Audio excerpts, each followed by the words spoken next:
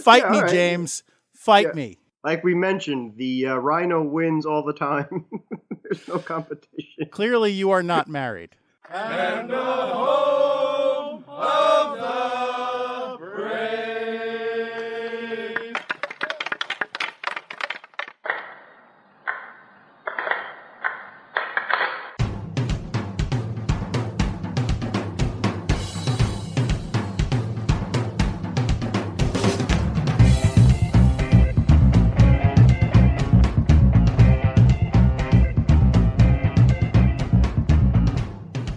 Game on!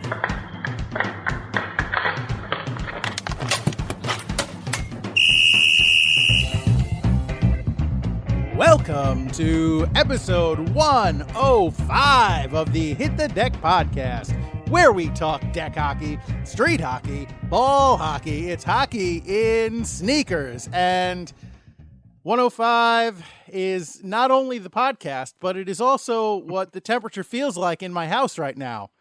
Because we've been experiencing a bit of a heat wave here in New York, home of the Hit the Deck podcast. And I don't know what it's been like in your part of the country, but hopefully you've been a little more comfortable than we have.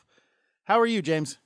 I'm sweating away like you are as well. The humidity is what does me in, but not complaining. It took a while for summer to get here, and boy, has it ever arrived.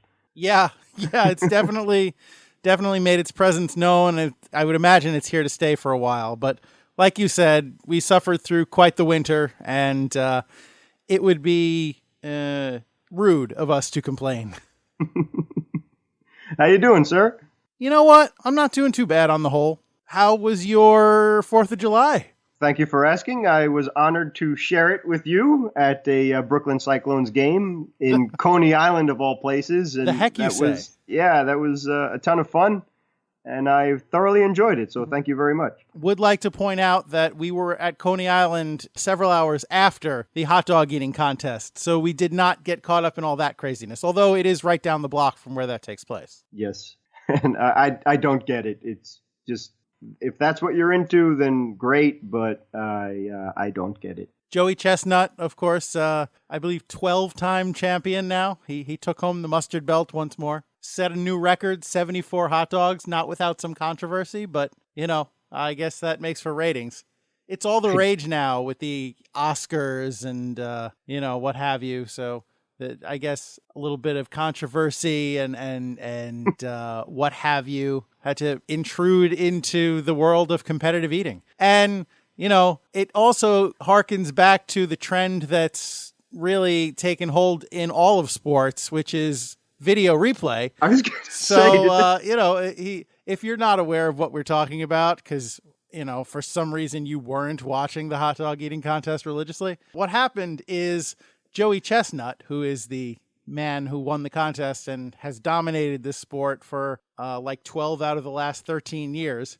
So basically, the judge, so if you've never watched a hot dog eating contest, the way it works is that each eater is assigned a judge who's in like a referee shirt, and the judge counts the number of hot dogs that are consumed and has like I'm waving my hand as if you can see what I'm doing, but has a little flip chart thing or whatever. It's basically like a flip scoreboard that counts the number of hot dogs. Each hot dog, he flips it and to reveal the next number. And there's like a person who has a sign that's standing behind the eater that coordinates that sign with the judge so that the people at home can keep track of what the number is. So the final total for Joey Chestnut was shown to be 64 hot dogs. And after it, he was being interviewed and he said something like, yeah, the count was way off, but I tried to ignore it and I just kept going. And in fact, they went back to review the tapes and he had in fact eaten 74 hot dogs. So somehow that judge missed 10 hot dogs. Ah, that's pretty inexcusable. I think that judge is going to be looking for a new career. Yes, sirree. You could say one or two, because I think you also have to eat the entire bun too, correctly? Yes. Okay, yes, a hot dog and a bun. It has to be a complete package. Right, but not necessarily in that order, right? I mean, you could eat. You can eat it in any order. You can, as long as both get consumed, it doesn't matter. Fair enough. But yeah, 10, that's not good. Somebody fell asleep at the switch there. I think so. So good for video replay in that aspect. Mm-hmm. Yeah. So that was yesterday as we record. That was the 4th of July. I got a nice hat out of it. Not the hot dog eating contest, the baseball game. Yes. And if you follow us on Instagram, you saw the pic that we snapped there at the ballpark in our pretty good seats. So Fantastic. We had a fun time. I mean, the final score would not seem to indicate that, but we did have a pretty good time, I think. Yeah, so thank you very much, American Rhino. And yes, excellent job with fantastic. The seats were amazing. I've never sat that close at MCU Park, and so well done. Just $10. Even better. Yeah, so you're welcome. Hey, listen, before we go too much further, I want to go back to our roots here because we've been getting away from this, and I want to jump right into our starting lineup because I feel like we should try and make an effort to do that earlier in the show for the benefit of any new listeners that we might have. You know I'm on board for that. We're already 6.5 minutes in, so I've screwed the pooch on that already. But I'm trying. I'm trying. It's not like 15 minutes like we've been doing. So that being said, for tonight's starting lineup, in goal as ever, I am number 35, your American Rhino, Gary McComiskey, and of course my valiant co-host. On defense, number 4, I'm James Sajazi. Yes. So, like I said, we'll make the effort. Hey, if there's any sponsors out there that want us to hit the marks, we'd be more than happy to do so. We started off doing the starting lineup right at the very beginning of the show, and to quote Gonzo, I'm going to go back there someday. Yeah, we figure that you kind of know us by now. I mean, we've been on doing the podcast for almost 3 years and over 100 podcasts under our belts, but that's fine. But yeah, we can't take anything for granted. Certainly, least of which the listener. We cannot take you for granted by any means, and we do not. So no. we do not want to, anyway. And we do appreciate all 15 of you out there. just please tell 15 of your friends who could tell 15 of their friends and so on and so forth. We'd appreciate it. We do have a few more than 15 listeners. I don't know how many more, but we do have a few more than that. So I want to, thank all of you who do listen to the show for doing so and encourage you to please continue to do so. And though it is greedy of us to ask, I echo what James said. If you could, tell some friends, we'd really appreciate it. Yes, and absolutely, Gary. Thank you. And thank you, dear listener. We do mean that and we appreciate it. And the more you support us, hopefully the better the podcast will be. And spread the word on the great sport of deck hockey. Always trying to grow dat cast or whatever. Yeah, grow the game, right? With all those hashtags and whatnot. We're trying to do our part. Absolutely. You said it. So speaking of doing our part, you want to just jump into it? Yes, sir. All right. Well, then I will impose upon you, James, to do your part. And would you mind terribly letting us know what is on deck for this podcast? That's my job, sir. Thank you. 2018 BHWC recap. Gary kept us in the know following the USA Under-20 women and Under-16 blue and red boys teams during the 2018 Ball Hockey World Cup. In case you missed it, the American Rhino sums up the tourney. This one's for Islander fans. The American Rhino and I want to put an end on JT bailing out on the island and heading to Toronto.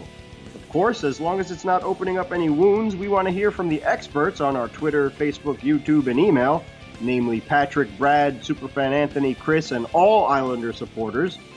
Just please keep it clean and thank you. And prospecting. 2018 Flyers draft picks get thrown to the Seals. Hey Flyers, don't break your new toys. Or actually go ahead. And that's what's on deck. Thank you, James. You're welcome, sir. Ooh, that Tavares thing. I've got some takes all hot and ready lined up, but that can wait until we get to it. First, we've got some other business to follow up and attend to, if I'm not mistaken. Yeah, and thank you very much for keeping us up to date. If you weren't following on Twitter and Instagram and Facebook, specifically, actually, the American Rhino was keeping us right up to the minute as the games were being played, which obviously we were following the Team USA players and supporters. So the USA Under-20 women, and we had 2 Under-16 boys teams, a blue and a red team.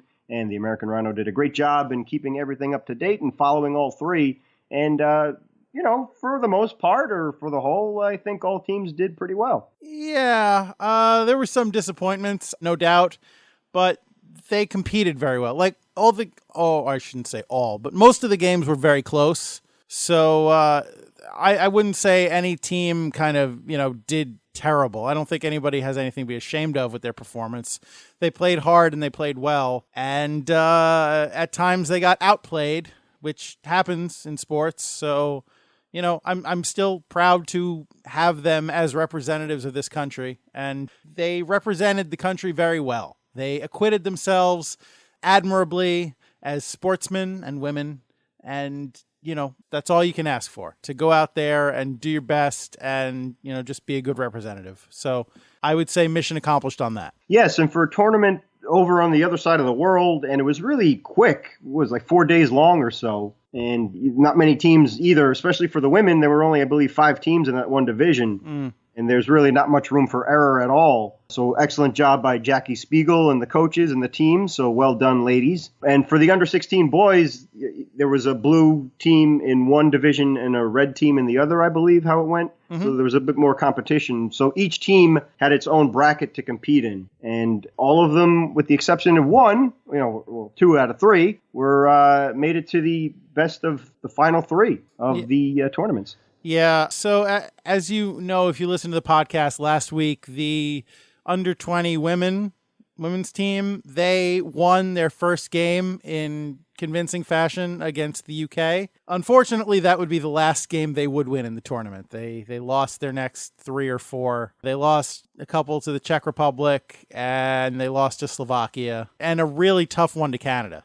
And that was, that was unfortunate. They played very well, and I don't really have anything or very much to add, based on the games that they played after we recorded last week. They played well. They just got beat, and like I said, that happens. So you never, as an athlete, you never want to experience that, but it happens, and it's part of the game, and so be it. Yeah, and in this case too, I believe it was the first time ever that there was an under 20 women's team in the Ball Hockey World Cup. So really, yeah, okay, maybe we're putting a spin on this or whatever the case is, because we do love our USA women. But just to be nominated, if you will, to be a member of those teams for the first time ever is really fantastic. And for just a small amount of teams there and how fast and furious the games were, and like you said, American Rhino, I mean, one game, I think for the bronze game, they lost 1-0 or something, very close. Very competitive. So, yeah, they represented the Stars and Stripes very well. So, well done, ladies, and to all the players to be the first ever under 20 women team. And hopefully that sets the tone for the future, and we'll get some more hungry ladies out there that'll take this step forward and maybe even win the whole thing. Yeah, and the boys, the under 16 boys, had similar results, and at least the red team did. They wound up, I mean, they had a better record overall. They were 3-1, but they unfortunately, same as the women, they wound up losing in the bronze medal game. So they none of our teams wound up taking gold, unfortunately, or I should say wound up taking any kind of medal. So that, but again, nothing to beat yourself up about. The boys' blue team was 2-2, and they wound up 6. So that just goes to show the level of competition in this tournament, that, they played decently. They played evenly, and they still wound up at the bottom of their bracket. So, that's just, again, that's the level of competition. Yeah, again, and really kudos to all. Congratulations. I hope everybody arrived back safely and soundly and was able to enjoy his and her 4th of July. So well done to all competitors, and thank you for representing our country so well and the wonderful sport of deck hockey and ball hockey. And just one more thing, too, American Rhino, as you fairly picked up on the Czech fans and players, it seems like we're not the only ones that picked up on that, as there were some Facebook posts and tweets about the, I guess, lack of a better term, the stupidity, or at least the acting stupidity of the Czech fans and players, that it was reported on from other sources how silly the fans reacted, such as throwing things and stopping the game, and the antics of the players themselves with a little bit of rough play and getting away with some dirty plays here and there, and overacting when goals were scored and things of that nature. But other than that, well done, and go get them next time, Team USA's. Yeah, so I know the Czech fans are passionate, and we covered that whole Czech thing last week on the podcast, so I don't want to revisit it too much, but I would like for them to be able to find a new location for the tournament next year, because this clearly is not ideal in terms of the arena crowd and the conditions under which the visitors have to seemingly play. And it's not sour grapes. As you said, other people were reporting on the same stuff. It really is just kind of I don't know if it's a sense of entitlement or if it's just like, if it's a culture of poor sportsmanship or what. I have no idea why, but it just seems like, I don't know. You don't, if you're not Czech, you don't want to be playing against that Czech team in that arena, because they're a crowd full of homers, and I know all home crowds tend to be, unless their team is really stinking out the joint, they're overly supportive of their teams and not necessarily fair and objective. But this just it takes it to a whole nother level. And so maybe we can find a new venue or a new country to host next year, so these kind of things hopefully don't happen as much. Yes, sir. And as we speak, there's another international ball hockey tournament going on right now, and this is actually taking place in Canada, and it's the 2018 Ball Hockey Championships, and I think that's for another younger crowd as well. And we'll leave that to the Ball Hockey Championships people to update their information and whatnot, to kind of give ourselves a little break here, but definitely follow it and see what it's all about, because we love ball hockey and deck hockey so much.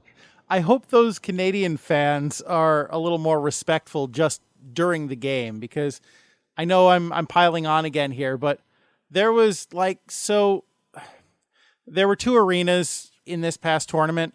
One seemed to be generally pretty empty, and the other one was pretty full of fans. And the one that was full of fans, like, I don't get the Czech sports culture, and that's not like a knock on them just in and of itself. I honestly don't get it. The whole game. And James, I was complaining to you about this. I texted James after watching one of these games. I said, I think I've become a Czech racist. I honest to God, I don't get it. Like, I'm not exaggerating. The entirety of the game was like people blowing horns and banging on drums, and like the fans doing silly chants and things. And during a stoppage, during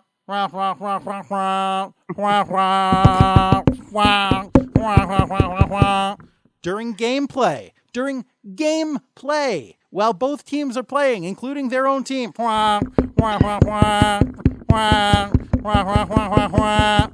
during the intermissions after goals, the whole time, constantly.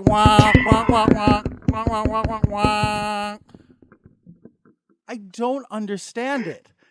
How is that not incredibly distracting to your own team that you're supporting?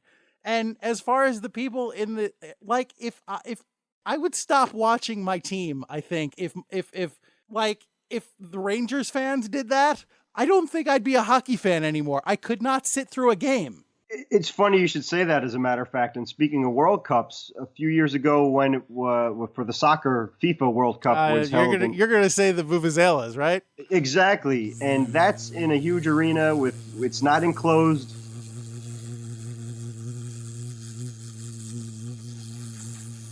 You're just waiting to see how long I can keep that up. I can't. I'm done. No, I didn't want to step over you.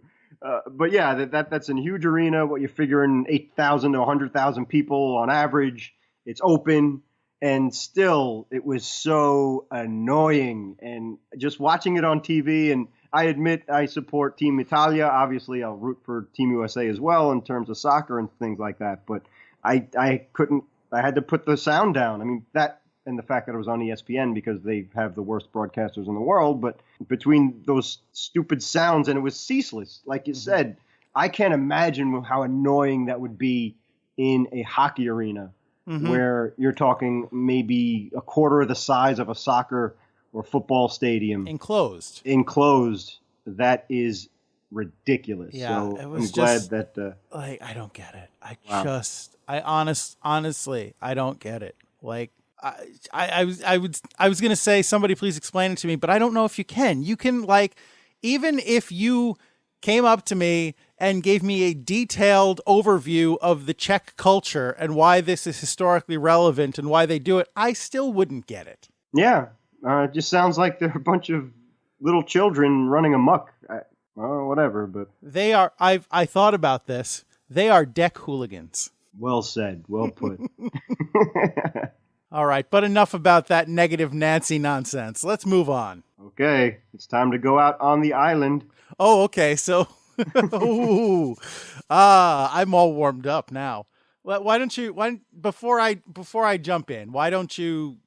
Address the objective situation and just kind of, for anyone who might not be following the John Tavares saga here in New York, why don't you just, anybody who might be living under a rock, why don't you just give an overview of what happened? Okay, sir. And yeah, right off the bat, I just mentioned this on the podcast before, but it needs to be repeated. The passion that we have as sports fans, we know exactly how you all feel because Gary and I are such huge sports fans ourselves and have always been. And just real quick, when I was about 10 years old, I think, grew up being a huge Mets fan, and my favorite player as a child was Lenny Dykstra. And so everybody would always tease me and say, hey, the Mets traded Dykstra, Well, they actually did trade Lenny Dykstra on a Father's Day in 1989. I was 11, as a matter of fact, and I was devastated. So Patrick Fogarty, he's a great member of the LIQ, lifelong fan of mine, diehard Islander fan, was the only one besides my family that really got it. I didn't know Gary at that time. I'm sure he would have consoled me too because he's such a cool guy, but I unfortunately didn't meet Gary until college years. But so Patrick was kind enough to be that young and understanding because I was crying and I was just beside myself, and he waited, he called. So fast forward till now, we're in our 40s now, Patrick and I, and he felt similar to what happened with John Tavares. And this was just a horrible situation in the fact that Tavares, first-round draft pick, played for the Islanders for all 9 years of his career up until this point, consummate all-star, got them to the postseason, the face of the franchise, the whole 9 yards. He captain, you name it, he was the guy. And he, for some reason, we all knew he was going to be a free agent coming up this year, and they made an agreement that he would make his decision X amount of time, whatever the case was. For some reason, he waited too long on it, waited till the last minute. His heart was set with going to his hometown of Toronto. Fine, child lifelong dream.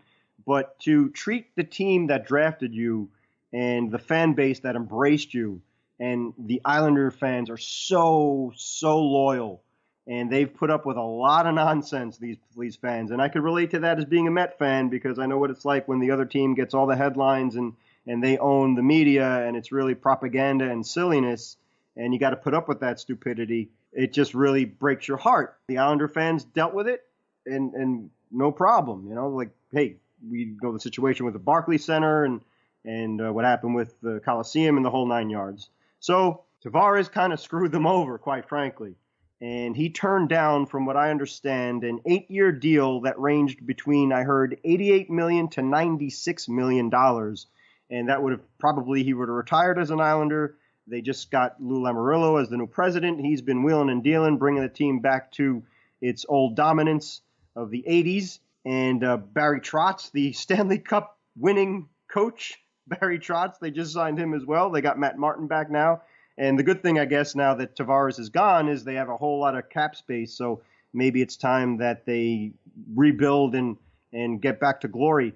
But that's where we are right now. The Islanders literally did everything they could to sign Tavares, and he waited too long. The hockey maven himself put him to task. We could get into that little Twitter battle later on, which he face-to-face asked him the question point blank too. But that's where we stand right now. So American Rhino, take it away. All right, here it comes.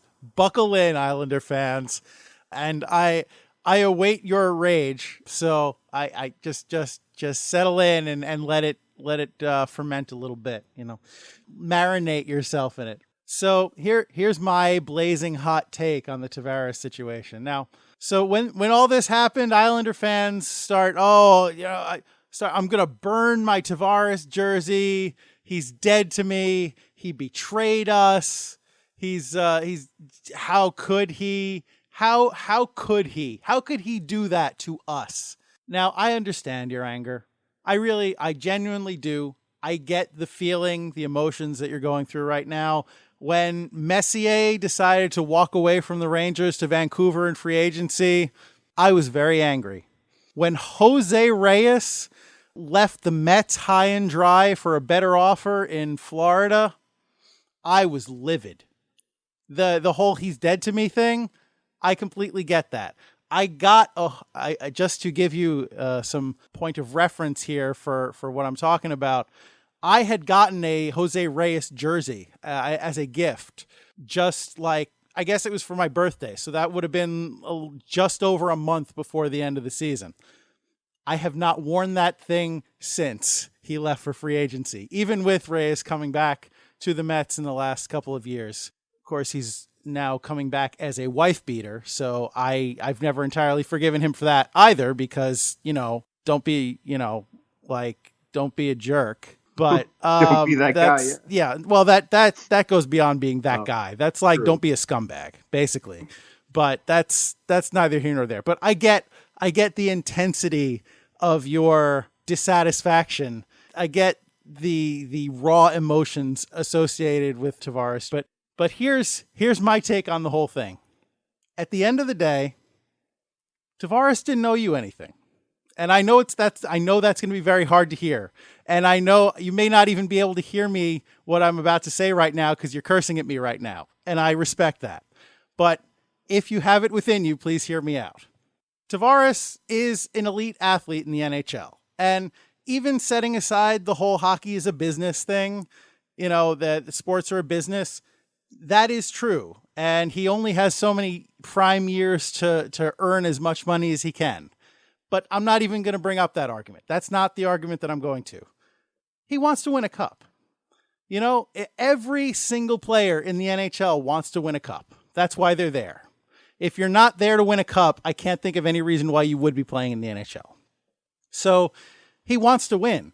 And the sad, the very hard to deal with truth of the situation is the situation on the island is so uncertain. I know they just brought in Lou Lamoriello, and that's great. But even still, the situation is so uncertain. And, the Islanders he's given the Islanders the best years of his career, all of the years of his career. And in spite of all their promises, we're going to get better, we're going to rebuild, we're going to be great this year, they've basically given him nothing over the course of his career. So one more promise of, no, really, we're going to do it this time. I don't blame him for wanting to go to a Toronto team that's a lot more of a sure thing than the Islanders. I get you feel betrayed. I get that you're angry that he left.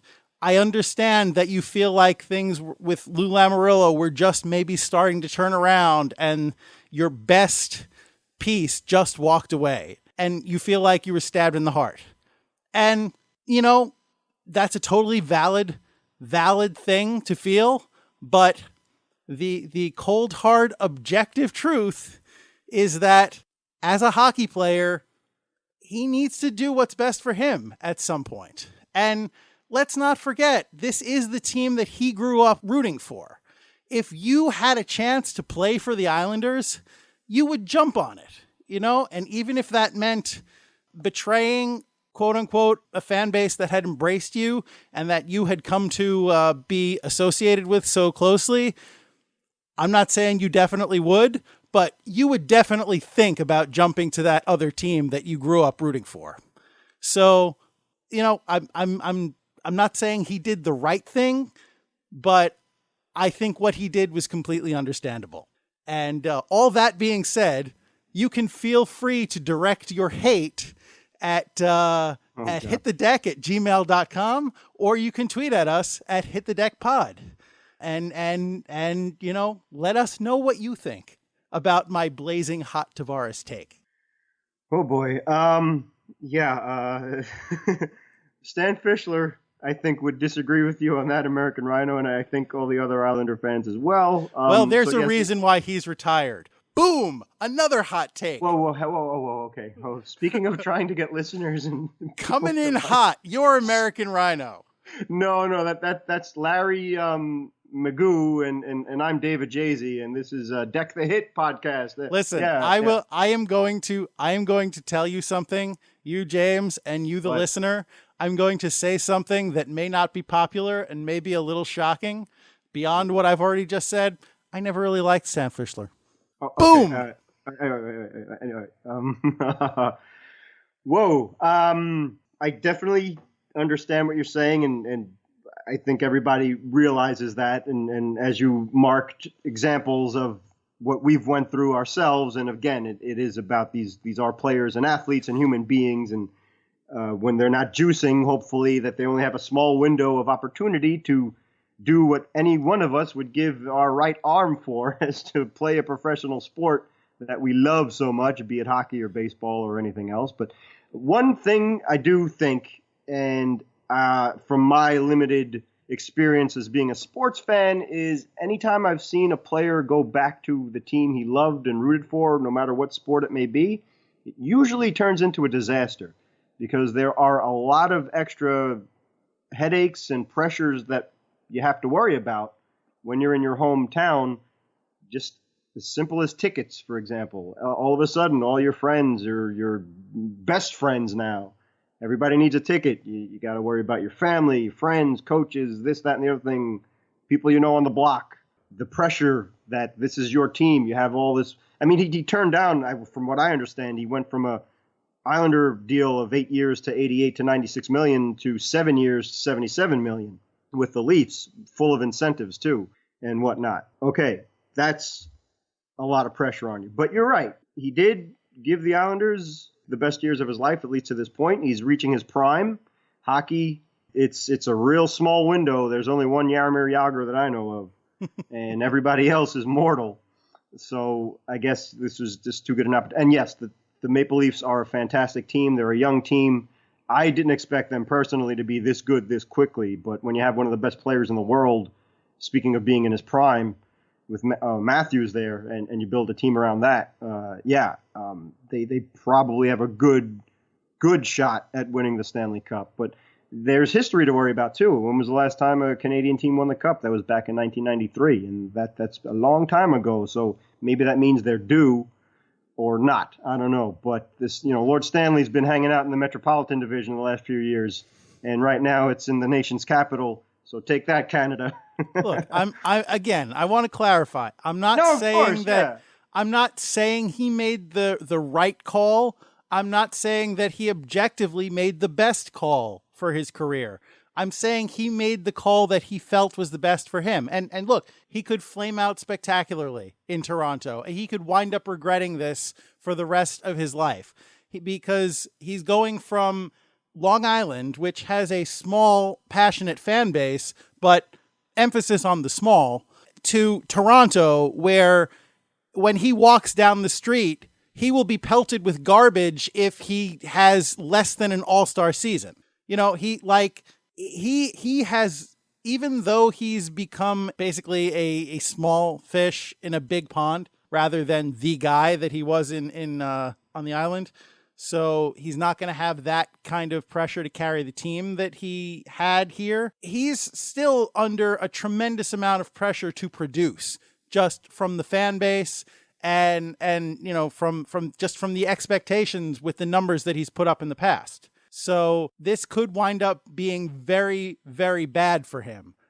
I'm just saying that as a player, he had every right, and there are very valid reasons why he would have done this. And, setting your passion and your emotion, your attachment aside, I think the objective outside observer can understand that. That's what I'm pushing here. Sure, absolutely, and you're not wrong. I don't think anybody would object that. I do think the problem is, and I'm glad that Stan Fischler called him out on that, and I think he's speaking for every Islander fan, and actually Islander higher-ups as well in the franchise itself, is the time frame was really odd. If he should have at least told the Islanders before the trade deadline or whatever the deadline was that they needed to.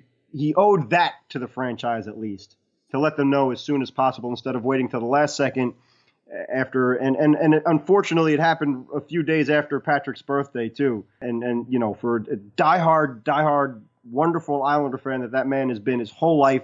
He even makes sure, I mean, beautifully, he lost his father, unfortunately passed away, and he shared that bond with his dad of having season tickets and everything. So it really goes a lot deeper than just the team on that aspect. And now he has children of his own, and you bet your bottom dollar that they're Islander fans, and his niece and nephew, no question about it, despite of what his sister's team are the Devils, but we'll get into that later. But he made sure that his niece and nephew are Islander fans. Sure. You know what? And to have that happen a couple days after his birthday just makes it a little bit worse. But yeah, I'm coming from a total emotional point of view. I'm not coming from a business point of view. I'm not coming from a logical point of view either. And you're totally right. And I think everybody feels the same way. When you have this small window and an opportunity like that, you got to take it. I think the big issue is, forget about the loyalty and all that stuff. I think the problem was the timing of it that was a little sketchy. No, you know, I'm happy to throw you that bone. You want to say he didn't do this the right way? Yes, I will certainly go along with the idea that he didn't do this the right way, that he should have been better about the way that he communicated with the team. And, you know, he could have conducted himself in a more professional manner when it came to the decision. But, you know, and I don't say this, I'm not trying to, I'm sure many of the Islander fans will think that I'm just trying to defend him and make excuses, but that's not the case. Again, I'm trying to look at this objectively. From his perspective, maybe he really didn't know where he was going. Maybe he was waiting to see what moves were going to be made or what definitive plans that they made with the stadium. Maybe he was kind of trying to get a feel for the way the wind was going to blow in free agency with other players going to other teams and what the division was going to look like. Maybe he genuinely didn't know. I mean, remember, he's uprooting his family and bringing them to another country. Now, granted, that's where he grew up, so it's probably not as hard as if it was going the other way, but still, he's making a huge life change. So that's something that he would have had to consider. It is entirely possible that at the deadline, he thought there was a good chance that he would be staying, and that's why he didn't want to be traded. So, you know, I'm not trying to defend him and saying, no, this is what happened. You have to cut him slack because of that. I already said, I think he could have handled this a lot better, but there may be a valid reason for why he handled things the way he did. And guys out there, just for the LIQ members that are diehard Islander fans, just keep that in mind next time we play, that please don't go after the American Rhino too hard. Bring it on! Yeah, no. There's a reason I have that mask. Yeah, and another thing too, the listener doesn't know Brad as well as Gary and I do. Like, you know, I don't know Brad that well, I suppose, but I do know for a fact that he's a good dude. And to see him get upset and angry, then you know that something was kind of a little off there. And the same thing for the Maven, who knows hockey and I mean, fellow Brooklynite. The guy is an amazing mind, especially when it comes to hockey, but in all sports in that aspect too. And again, I feel like I owe Patrick, because I do, because I'll take that to my grave, how much I appreciated his compassion at such a young age to understand how brokenhearted I was back when I was 11 years old, and he really understood so much. So I wish I could return the favor and make him feel better, but you know, he has a wife and kids that could do that, which is nice. But I hope the Islanders, I hope this is all just a bad nightmare come opening night in October. It'll just be like whatever, and away they go. I know that this upcoming schedule, because the Barclays Center was such a disaster, and that's on the Barclays Center, that's not on the Islanders, is that they're going to play half of their games, I think at least half of their games at the Coliseum or whatever they're calling that now, because that has been renovated and it's back to fit hockey, because I know that the Islanders played some preseason games there last year too. So that's pretty exciting. I think it's NYCB Live at the Nassau Memorial Veterans Coliseum. Yeah, that's a mouthful. But another thing, too, as Gary mentioned, JT also turned down a lifetime supply of bagels, cheesecake, and beer. And if you're going to turn that down, because I don't care what anybody says, in New York, we have the best bagels, pizza, as Gary was at the baseball game mentioning yesterday too, and bagels in the world. So, well, maybe sans Italy, we have the best pizza. But I think definitely we have the best bagels in New York. So we turn those down. And cheesecake. I'm going to spare the listener the Chicago rant that I went on last night with you, James, because I think I've offended enough people for this podcast. And just to reiterate, that was a good one. Yeah. Okay. Well, see me another time for my deep dish rant. But so just again, I want to for my teammates and friends who might be Islander fans, your Brads, your Chris's, your Anthony's, your Patrick's, whoever, and anyone else who might be an Islander fan that I've offended or upset with this podcast, I want you to know that I'm not trying to dunk on you personally. I do feel very badly for your pain because I do understand. I have been there, and I'm whatever I might be saying to try and explain why these things might have happened to you. I'm not relishing it or reveling in your, sadness. There's no Schadenfreude here. I'm just calling it as I see it from my, objective seat here. This isn't like this isn't a Rangers fan that's, gleefully gloating over your pain or your misfortune. I want you to understand that. That's not what's going on here. And I hope that things turn around for you. Here, just to show you my magnanimity in this situation, I will say that I hope that even though it doesn't look like it now, I hope that the Tavares free agency thing winds up being a boon for your team and it winds up benefiting it even more than if he had stayed. So, let's go Isles. There you go. How's that? Fair? Beautiful. More than fair. Okay. I think that explains everything and well done. And I apologize too if I misinterpreted what you were saying and kind of forced you into that. But and again, this is supposed to be an objective podcast. So on the other hand, Islander fans don't listen to this, but I guess the dark guy and the Toronto Maple Leafs fans are ecstatic to get Tavares and welcome him there with open arms. So, we got to worry about that too. Dirtman. I don't know. Well said, American Rhino. Yes, thank you. Now, speaking of trying to be objective and professional, a team that I make no bones hating, the Philadelphia Flyers, but a pretty interesting story nonetheless. Back in HTD 103, the American Rhino and I were talking about the Great One's new series on NHL.com, Great One on One, where he interviews some NHL fan celebrity, and they are up to episode 3, by the way, so you can go check that out on NHL.com. But we were talking about David Boreanaz being his first guest, and he's the star of SEAL Team, which is a CBS series based on the Navy SEALs. And just as the American Rhino and I were talking about, the Navy SEALs are an elite group of superheroes, basically real-life superheroes, the best of the Navy, and that stands for, the SEALs stands for Sea, Air, and Land, thus the Navy SEAL. And the series is based on that. So now the reality about it is that the Philadelphia Flyers, their brand new picks that were just drafted, not even maybe a month ago at this point or so, they were encouraged to get up at 3 a.m. and be trained by a Navy SEAL. Which is ridiculous because those guys are insane. If you're familiar with the Military Channel or Smithsonian Channel, or if you're blessed to have a relative who's in the military or maybe even be a Navy SEAL, him or herself, these guys and gals are the best of the best, and the training that they do is astounding. It's really, they push the physical boundaries just to get from test to test and move on. I don't know how anybody does it, and they are much, much, much, much better men and women than I can ever pray to be.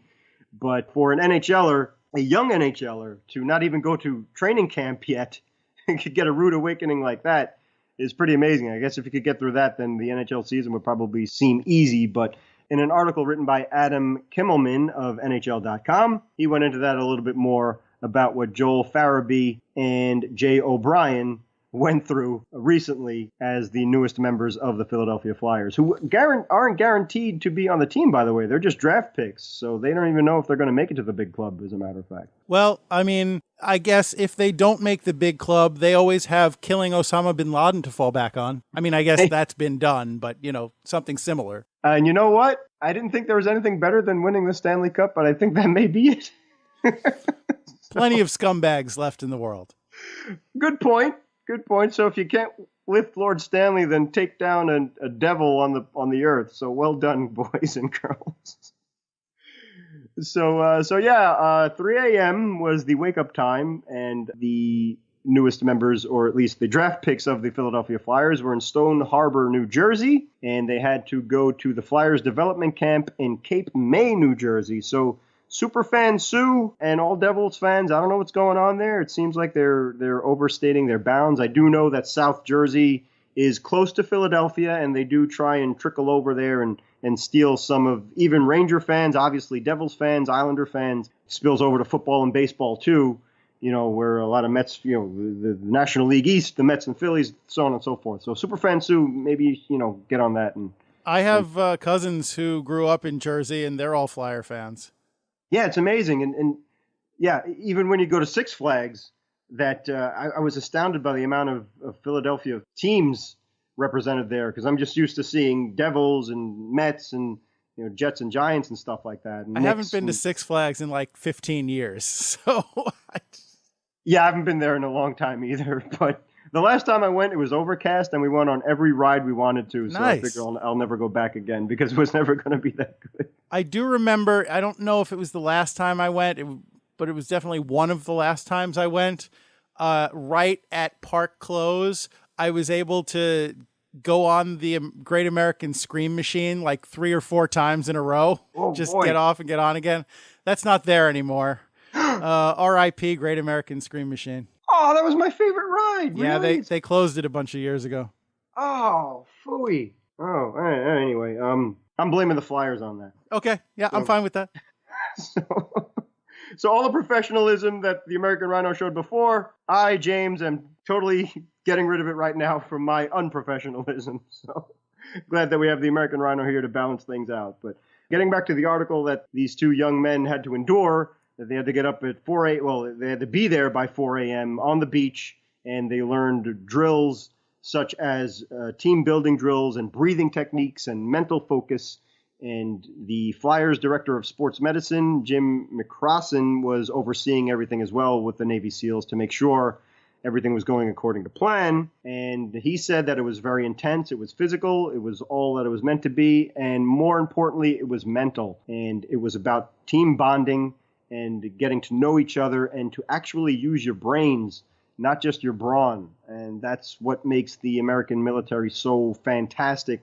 And like the Army says, an army of one, and we got our Navy SEALs, and we have our Green Berets, and we have wonderful Air Force, and so on and so forth. And it's that mentality that keeps us safe, and just coming off of the 4th of July, feeling a little bit extra patriotic there, too. So just thank you to all who serve and who have served, and your families, too, for their sacrifices and yours. So God bless you all. As you're saying this, James, I've basically got the G.I. Joe theme running through my head. How can you not? But that was the whole point about this, and to see what real training, when you're talking about life and death too, when you really think about it. So that was the point of that as well. And they refer to it as the Trial on the Isle, and it's the Flyers' annual development camp. Apparently they do this every year, but another reason not to join the Philadelphia Flyers team. But if you have to, this is what you have to expect. But the good thing, too, is during the day and after the training was done, that they held a youth clinic at the Stone Harbor Elementary School. And there was a lot planned there, autographs and teaching hockey and so on and so forth. And about 70 boys and girls showed up, ranging from ages 4 to 12. So I think right there you have lifetime fans. I guess the Flyers are trying to get their hands on them, but maybe the Devils can swipe them away if those local children were from New Jersey, and we'll see how that goes. That's pretty interesting. All right. Yeah. Well, I mean, the Flyers have already ruined Santa Claus and roller coasters. What's left? Why not? Why not ruin the island and the New Jersey Devils and whatever else? Have you no shame, Philadelphia? Have you no shame? I mean, I think we all know the answer to that is no, but honestly, yeah, this is America. Exactly. And one final take, too, was that the Flyers raised money for charity while they were there, and they donated to the Cape May County Coast Guard Foundation and the Vinland Veterans Memorial Home, which houses about 300 residents there. So well done. Tap the sticks to the Philadelphia Flyers for that. And good luck to those prospects that hopefully if they pass this test, maybe they'll make it all the way to the NHL where they belong. Yeah. Good luck to everybody in the training camp. And I still don't like Stan Fischler. Oh, boy. Last minute remaining in the podcast. All right. Thank you, Pops. Get the hook. Get the hook. Okay. Thank you for being the voice of the podcast, Pops. Thank you to Anthony Sajazi for providing us with music, the LIQ for sound effects. Thank you always, every single time, to you for listening to this podcast and making it possible. Once again, if you have hate mail that you'd like to direct or letters of support or words of wisdom, try to keep the language PG. We are a family podcast, but feel free to send that correspondence to us at hitthedek@gmail.com. Deck is DEK. We are Hit the Deck Pod on Twitter, and we can be found at Hit the Deck on Instagram and Facebook, baby. Of course, we are Hit the Deck Podcast on YouTube. Check out our YouTube channel. Subscribe to our YouTube channel, please. We'd appreciate it if you would do that. Subscribe to the podcast if you haven't already on Apple Podcasts, which is iTunes, Stitcher, or the Podbean app. Speaking of Podbean, it has come to my attention that occasionally there have been instances where, for one reason or another, you cannot get your Hit the Deck fix on Podbean for whatever reason. I don't know why. It just happens. Sometimes it's down, but we get no notification when it's down. Really, we have no idea that it's down unless we happen to stumble upon it ourselves or somebody lets us know. So if you are having a problem getting Hit the Deck, let us know and we will look into that for you. So, we want you to know it's not because we've decided to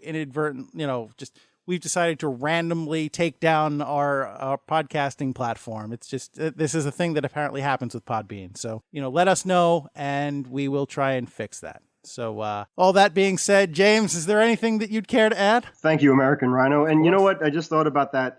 Excellent heads up to our wonderful listeners out there. And if that does happen to you, please, yes, let us know. And also, then you could just go to the YouTube page and listen to the podcast that way. We'd appreciate it. And thank you very much for all of the support on Facebook as well. That's fantastic. And again, as Gary said, if you could bring that over to YouTube, we'd appreciate that very much too. And don't forget the 2018 Summer Shootout on Saturday, July 21st. Mm-hmm. Kevin Frost and the Raleigh Street Hockey League will put those links up again for you to check those out. And real quick too, Lou, you win of Charlotte Street Hockey. The American Rhino, forget about it when it comes to patriotism, but his Facebook page picture was phenomenal with the American flag and the motif and the triumphant stance that he had. So well done there, Lou. Great job. Oh, and just before we wrap up real quick, I just want to give a shout out to Hagen Hockey. We're going to have some more stuff with them real soon, but for now, they're kind of hooking me up with some sweet stuff to try out and let you know about, some goalie shoes that I'm looking forward to being able to try. So I'll have a report on that, but their customer service is top notch. So I just want to give them a shout out for that. And if you haven't already, swing over to the Hagen Hockey page and check out their stuff, because they have a ton of really cool deck hockey stuff that you can't get in most places. So check them out. And all that being said, I would once again here at the end of the podcast, at the end of another edition of Hit the Deck, I would like to remind you that whether you happen to be a ball hockey player abroad fighting to bring honor to your country, or whether you happen to be right here, a fan just fighting to keep your team relevant, whether you are a trainee who is cross-training with America's top military men and women, or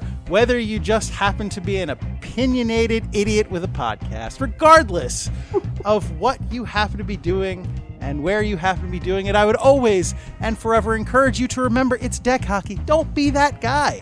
Thanks, everybody. James, we wanted more engagement with the podcast with our fans. My work here is done. Let the good times roll.